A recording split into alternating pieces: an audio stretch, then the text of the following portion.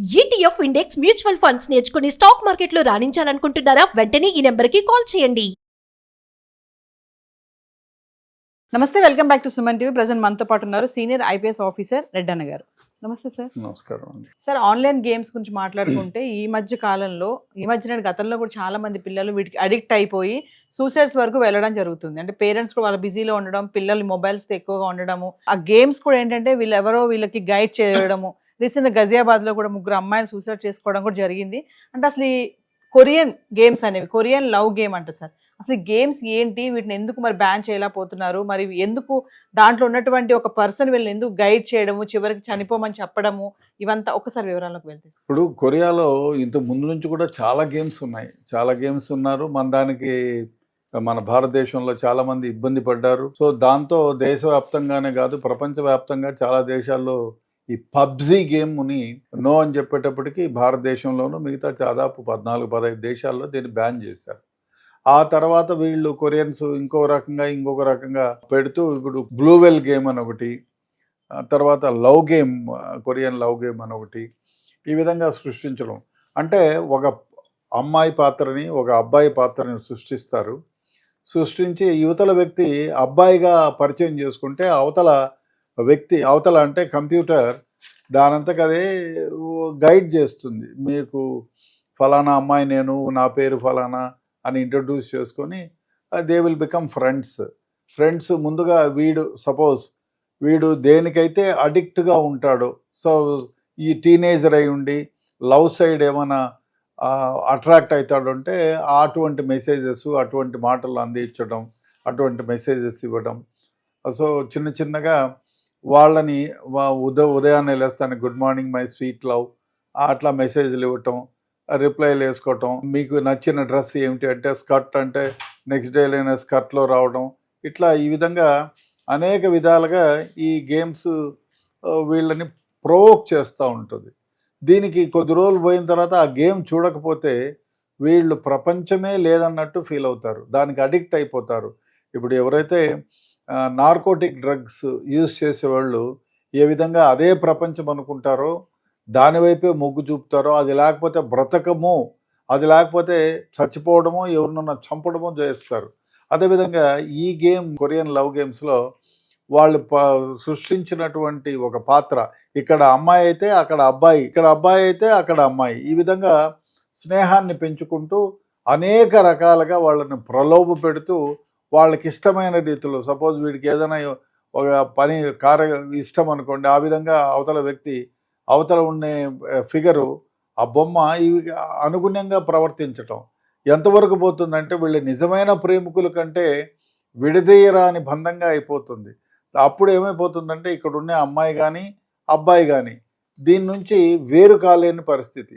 ఈ వేరు కాలేని పరిస్థితి ఎంతవరకు అంటే ఎవరైనా అబ్జెక్ట్ చేసినా, ఎవరైనా దాని నుంచి ఆటంకపరిచిన వాళ్ళని చెప్పడము, లేకపోతే ఈ ఫోన్లు ఇరగొట్టడము, ఇంకోటి ఈ నార్కోటిక్ డ్రగ్ వాళ్ళు ఏ విధంగా రియాక్ట్ అవుతాడో ఆ విధంగా రియాక్ట్ అవ్వడం మొదలు పెడతారు. ఆ తర్వాత చిన్నగా అవతలున్న కమాండ్ చేసేటువంటి ఫిగరు వీళ్ళని ఏదో ఒక రకంగా ఏమి చెప్తే అది చేయాలి అనేదాగా వాళ్ళ గుప్పట్లో పెట్టుకుంటారు. అంత ప్రేమగా మాట్లాడి వాళ్ళ గుండెల్లో చొరబడిపోయి వాళ్ళ మైండ్లో ఇంకా వేరే ఆలోచనే లేదు.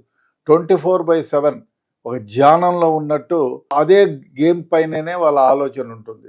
సో అందుకే మన గజియాబాద్లో 3 అమ్మాయిలు ఈ లవ్ గేమ్కి అడిక్ట్ అయిపోయి తల్లిదండ్రులు 24 గంటలు ముందు టీనేజ్ అమ్మాయిలు ఈ విధంగా నాశనం అయిపోతున్నారు. బడికి పోవటం లేదు, ఏం పని చేయటం లేదు, ఒక్కోసారి అన్నం కూడా తినకుండా 24 గంటలు ఆ గేమ్ వైపునే అదే విధంగా ఉండటం, పిచ్చిగా నవ్వుకోవడం, ఉన్నట్టుండి ఏడవడం, కోప్పడడం, ఇట్లా పిచ్చి పనులన్నీ చేస్తూ ఉంటే అమ్మో ఇదేదో చెడిపోయేటట్టుంది. టీనేజ్ గర్ల్స్ 14, 15, 16 ఏళ్ళు, వీళ్ళు ఏం పని చేయటం లేదు, ఇంట్లో ఏం చెప్పినా వినటం లేదని వాళ్ళు ఆ ఫోన్లన్నీ లాక్కోవడం జరిగింది. లాక్కుంటే వాళ్ళు ఆ డిప్రెషన్లో దాని నుంచి ఏమి చేయలేని పరిస్థితుల్లో, సో ఆ గేమ్కి అడిక్ట్ అయిపోయిన వాళ్ళు మామూలుగా నార్కోటిక్ డ్రగ్ వాళ్ళు ఏం చేస్తారో అదేవిధంగా వాళ్ళు పైనుంచి 9వ అంతస్తు నుంచి కిందికి దూకి ఆత్మహత్య చేసుకున్నారు. అదేవిధంగా ఈ గేమ్స్ ఎవరైతే ఆడుతున్నారో వాళ్ళని లోబరుచుకొని కమాండ్స్ చేసుకొని ఆ కమాండ్ ప్రకారమే వీళ్ళు పనిచేసేటట్టు చేస్తారు. ఇది చాలా నష్టదాయకం, చాలా ఇబ్బందికరమైన వ్యవహారం. అందువల్ల ప్రభుత్వాలు కూడా డెఫినెట్గా ఇటువంటి గేమ్స్ ఏమైతే ఉన్నాయో దాన్ని బ్యాన్ చేయాల్సిన అవసరం ఎంతైనా ఉంది. అదేవిధంగా యువత గేమ్స్కి అడిక్ట్ అయిపోయి చదువుని నిర్లక్ష్యం చేస్తున్నారు, తమ కెరియర్ని నిర్లక్ష్యం చేస్తున్నారు. ముఖ్యంగా ఈ 10 నిమిషాలు 15 నిమిషాలు రోజు లేదు ఒక 2 గంటలు చూసేవాడు దీనికి అడిక్ట్ అయిపోయి 24/7 కాలేజీలోకి పోయినా, క్లాసులోకి పోయినా, బస్సులో ఉన్నా ఎప్పుడూ ఇదే గేమ్ ఆడుతూ కూర్చుంటున్నారు. సో దీనివల్ల ఆరోగ్యం చెడిపోతూ ఉంది, తర్వాత పని వృధా అయిపోతూ ఉంది. మెంటల్గా ఒకటే కాదు, తమ చేయాల్సిన కార్యక్రమాలన్నీ ఇప్పుడు చదువుకునేవాడు చదువుకోవడంలా, ఉద్యోగం చేసేవాడు ఉద్యోగం చేసుకోవటంలా, ఈ విధంగా వాళ్ళ కమాండ్స్కి లోగుణంగా పనిచేస్తూ జీవితాలను నాశనం చేసుకుంటున్నారు. ఇది చాలా దురదృష్టకరం. ఈ గేమ్స్ అనేక రూపాల్లో అనేక విధాలుగా ఉన్నాయి. కాబట్టి డెఫినెట్గా ఎలక్ట్రానిక్ మీడియా కానీ, ప్రింట్ మీడియా కానీ, ప్రభుత్వాలు కానీ డెఫినెట్గా దీన్ని హెచ్చరించాల్సిన అవసరం ఉంది.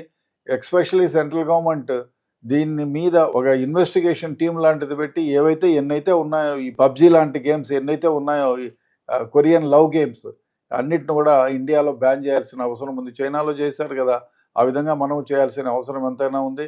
లేకపోతే బాగా చదువుకొని వృద్ధిలోకి రావాల్సిన భారతదేశంలో ప్రపంచంలోనే అత్యంత యువక జనాభా ఉన్న దేశం భారతదేశం. ఇటువంటి దానికి అలవాటు పడిపోయి యువత అంతా సర్వనాశనం అయిపోయి, యూత్నంతా నాశనం అయిపోయి తమ కెరీర్ని నాశనం చేసుకుంటారు. కాబట్టి డెఫినెట్గా ప్రభుత్వాలు ఈ దిశగా చర్యలు పాల్చుకుంటే బాగుంటుంది. పేరెంట్స్ ఎలాంటి జాగ్రత్తలు తీసుకోవాలంటారు? ఈ పేరెంట్స్ ఇప్పుడు చూడాలి, మామూలుగా పేరెంట్స్ ఎందుకు ఆ ఫోన్లు ఇస్తారు? అందుకే పిల్లలకి ఎప్పుడైనా ఫోన్లు ఇచ్చేటప్పుడు వాళ్ళకి అవసరమా? చిన్న ఫోన్ కొనివ్వండి.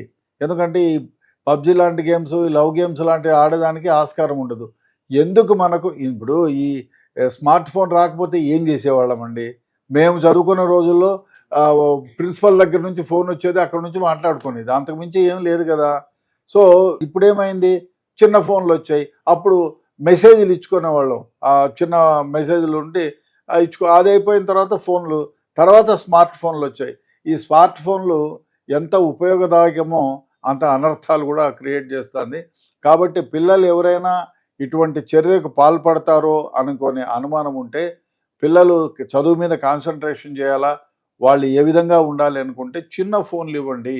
మీకేంటి, స్కూలుకు చేరాడా, స్కూల్లో నుంచి బయలుదేరారా, ఎక్కడైనా ఆగిపోయిందా, బస్ పంచర్ అవుతుంది, ఏమి ఇంకా 5:30 మా అబ్బాయి రాలేదని వీళ్ళు కంగారు పడకుండా, మమ్మీ డాడీ మా బస్సు పంచర్ అయింది, లేకపోతే మా బస్సు డ్రైవర్ ఇంకా రాలేదు, లేకపోతే ఏదో ఒకటి కమ్యూనికేట్ చేయడానికి, లేదు బస్సు టైర్ పేలిపోయింది, లేదు వాళ్ళు వచ్చే వ్యాన్ టైర్ పేలిపోయింది, లేకపోతే ఎవరికైనా దెబ్బలు తగిలాయి, మేము ఫలానా దగ్గర ఉన్నామని సమాచారం ఇవ్వడానికి పనికొస్తుంది. కాబట్టి అట్లాంటి ఫోన్లే ఇవ్వండి ఒకటి.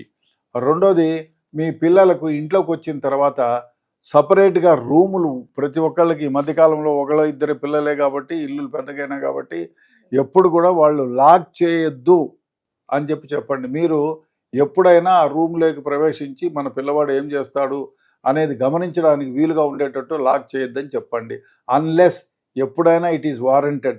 అమ్మాయి బట్టలు వేసుకుంటూ ఉంటేనో, అబ్బాయి డ్రెస్సింగ్ చేసేటప్పుడు వాళ్ళు ఎవరైనా కొంచెం సిగ్గుగా ఉంటే వేసుకొని 10 నిమిషాలు 15 నిమిషాలు తర్వాత ఓపెన్ చేసి పెట్టాలి, ఈవెన్ నైట్స్. ఆ విధంగా చెప్పి అదొక జాగ్రత్త తీసుకోండి. అదేవిధంగా ఎప్పుడైనా పక్కన కూర్చొని ఏం చేస్తున్నావు, ఏమిటి అని చెప్పి వాళ్ళతో విచారించండి. అదేవిధంగా వాళ్ళ ఫోన్లో ఎప్పుడైనా ఒకసారి వాళ్ళు స్నానానికి ఇంకో దగ్గర పోయినప్పుడు చూసుకొని వాళ్ళ ఫోన్లో ఏమైనా గేమ్స్ ఆడుతున్నారా, ఇటువంటి వేరే ఏమన్నా దాంట్లోకి అలవాటు పడుతున్నారా, లేదు వీళ్ళు ఏమైనా ఈ మధ్యకాలంలో దరిద్రం ఏమంటే పెళ్ళేది డాడీ నేను ఆన్లైన్లో తెప్పించుకుంటానంటారు. సరే అని అంటారు.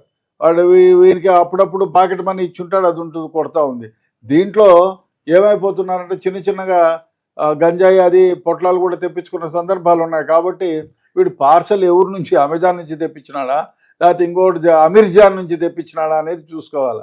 వాడు ఎవడన్నా నార్కోటిక్ డ్రగ్ కూడా ఎవరన్నా సప్లై చేస్తున్నాడా చిన్న పొట్లం అని చెప్పి డెఫినెట్గా చూసుకోవాలి. ఆ విధంగాను చెక్ చేసుకోవడం అవసరము. అదే కాకుండా చాలా సందర్భాల్లో మనం చూస్తుంటాం, డాడీ నేను పండుకుంటున్నాను, good night mummy, good night daddy అని కళ్ళు మూసుకొని వచ్చేసి కొంతసేపు అయిన తర్వాత చూస్తే వీళ్ళు రూమ్లో తలుపేసుకొని ఈ గేమ్స్ ఆడుతూ కూర్చుంటున్నారు. కాబట్టి ఒకసారి ఎప్పుడైనా ఏం చేస్తున్నామని. అదేగా ఇంకో దరిద్రమైన వ్యవహారం ఏమంటే ఈ మధ్యకాలంలో చాలా జరిగాయి. ఏమిటంటే ఫ్రెండ్స్తో కలిపి కంబైన్డ్ స్టడీస్కి పోతున్నాం అంటారు. ఆ కంబైన్డ్ స్టడీస్ పోయి ఒక అబ్బాయి నాకు తెలిసిన ఫ్రెండ్ కొడుకే పోయి రేవ్ పార్టీలో దొరికితే నాకు 1 గంటకి లేపు సార్ పోలీసు వాళ్ళు మా ఇంటికి ఫోన్ చేసినారు, మా అబ్బాయి రేవ్ పార్టీలో దొరికారని. కంబైన్డ్ స్టడీస్కి పోయినాడు. అందుకని చెక్ చేయండి, ఎవరు నాకు ఒకవేళ కంబైన్డ్ స్టడీస్కి పోతే, బాబు నువ్వు కంబైన్డ్ స్టడీస్కి పోయారా, బాగా చదువుతున్నారా, సరిగా తినలేదంట మీ మమ్మీ చెప్పింది, ఏమైనా తినకపోయావా నాన్న, సరే పండుకోండిరా 1 గంట అయింది అని మీకు మెలకు వచ్చినప్పుడు ఒక ఫోన్ చేస్తే వాడు ఆడుండేది తెలిసిపోతుంది. అరే మా డాడీ ఎప్పుడైనా రావచ్చు, ఎక్కడుండేది తెలుస్తుంది, ఎటువంటి చెడ్డ పనులు చేయడం కష్టమవుతుందని చెప్పి చేయడానికి వీలవుతుంది. కాబట్టి తల్లిదండ్రులు ఈ జాగ్రత్తలు తీసుకోండి. వాళ్ళ ఫ్రెండ్స్ని కూడా అప్పుడప్పుడు కలుస్తుండే. ఏమంటే వాడు చెప్పేస్తాడు, వెంకట్ ఏమరా మా అబ్బాయి ఎట్లా అంటే వాడు చెప్తాడు, అంకుల్ నా పేరు చెప్పకండి, వీడు వాంతో వీనితో గడిపి లవ్ గేములు ఆడుతున్నారు కాబట్టి కొంచెం జాగ్రత్త అంకుల్, నా పేరు రానివద్దు, మళ్ళీ నాతో కట్టింపు చేస్తాడని చెప్తాడు. కాబట్టి వాళ్ళ ఫ్రెండ్స్ ఎవరైతే ఉన్నారో వాళ్ళ మాటలకు ఎక్కువ పోతారు, ఫ్రెండ్స్ మాట ఎక్కువ వింటారు. కాబట్టి వాళ్ళది కూడా ఒక నజర్ పెట్టి వాళ్ళతో కాంటాక్ట్లో ఉంటే చాలా మంచిది.